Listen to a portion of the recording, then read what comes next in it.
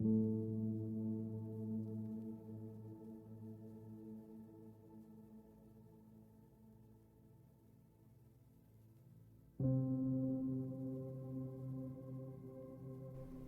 is, and always has been, a widespread belief in fate, or destiny, that is, in an eternal and inscrutable power, which apportions definite ends to both individuals and nations. This belief has arisen from long observation of the facts of life. Men are conscious that there are certain occurrences which they cannot control, and are powerless to avert. Birth and death, for instance, are inevitable, and many of the incidents of life appear equally inevitable. Men strain every nerve for the attainment of certain ends, and gradually they become conscious of a power which seems to be not of themselves, which frustrates their puny efforts and laughs, as it were, at their fruitless striving and struggle. As men advance in life, they learn to submit, more or less, to this overruling power which they do not understand, perceiving only its effects in themselves and the world around them, and they call it by various names, such as God, Providence, Fate, Destiny, etc. Men of contemplation, such as poets and philosophers, step aside, as it were, to watch the movements of this mysterious power, as it seems to elevate its favorites on the one hand and strike down its victims on the other, without reference to merit or demerit.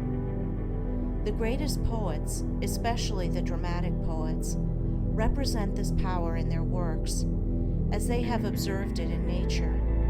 The Greek and Roman dramatists usually depict their heroes as having foreknowledge of their fate and taking means to escape it, but by so doing, they blindly involve themselves in a series of consequences which bring about the doom they are trying to avert. Shakespeare's characters, on the other hand, are represented, as in nature, with no foreknowledge, except in the form of presentiment, of their particular destiny. Thus, according to the poets, whether the man knows his fate or not, he cannot avert it, and every conscious or unconscious act of his is a step towards it. Omar Khayyam's moving finger is a vivid expression of this idea of fate. The moving finger writes, and having writ, moves on, nor all thy piety nor wit shall lure it back to cancel half a line, nor all thy tears wash out a word of it. Thus men in all nations and times have experienced in their lives the action of this invincible power or law, and in our nation today, this experience has been crystallized in the terse proverb, "Man proposes, God disposes." But contradictory as it may appear, there is an equally widespread belief in man's responsibility as a free agent.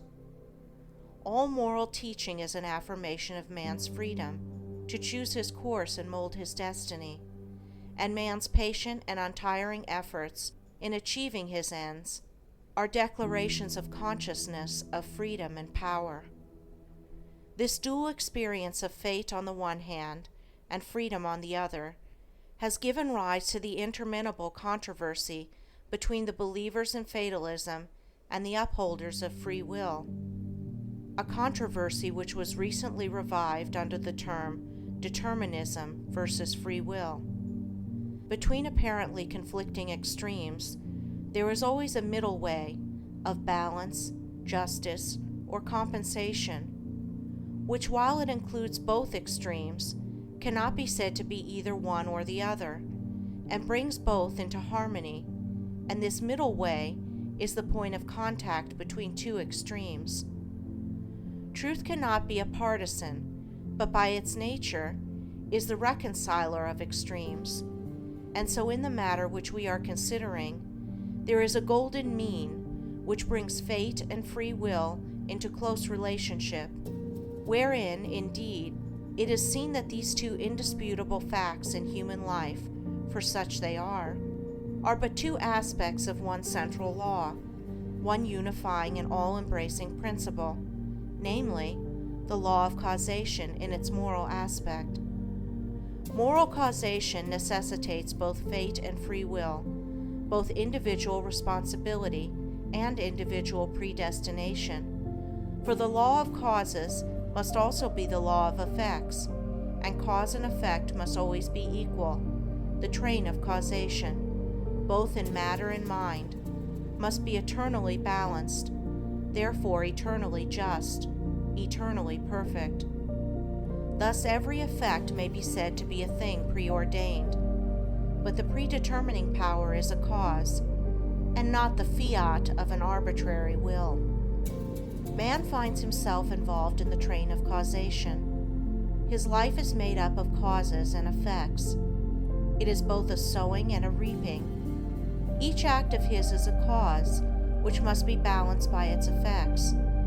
He chooses the cause. This is free will. He cannot choose, alter, or avert the effect. This is fate. Thus free will stands for the power to initiate causes, and destiny is involvement in effects. It is therefore true that man is predestined to certain ends, but he himself has, though he knows it not, issued the mandate, that good or evil thing from which there is no escape, he has, by his own deeds, brought about. It may here be urged that man is not responsible for his deeds, that these are the effects of his character, and that he is not responsible for the character, good or bad, which was given him at his birth.